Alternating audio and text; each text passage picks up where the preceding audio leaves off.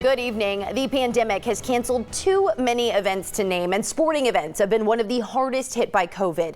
On Wednesday, for the first time in a year, an athletic event is taking place in Wasco, and the community is ready to welcome back a sense of normalcy.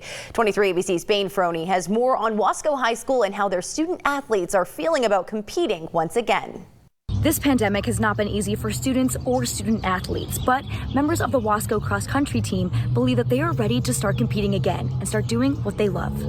We get to have our first competition to give them that little bit of sense of normalcy. Wednesday, February 10th will be the first athletic event for Wasco since the start of the pandemic in March, and coaches have been making sure their athletes are ready. Tell them that it's not if it's going to happen, it's when it's going to happen. And if you're prepared, then we'll be ready to go and there'll be no excuses. For the cross country team, they have been training on and off for a year, just waiting to get back to competition. It feels wonderful just to look forward to something. Crystal Rhea is in her senior year, and while it hasn't been a year that many were expecting, she is grateful to be able to compete in her last season. The feeling of just knowing you're gonna compete with other people is just compared to no other. Gerardo Lemon is also a senior captain, and for the last couple of months, he admits it has been difficult to stay motivated when there was no guarantee that he would compete again. All those days where sometimes I wonder if it was worth it, it was worth it at the end.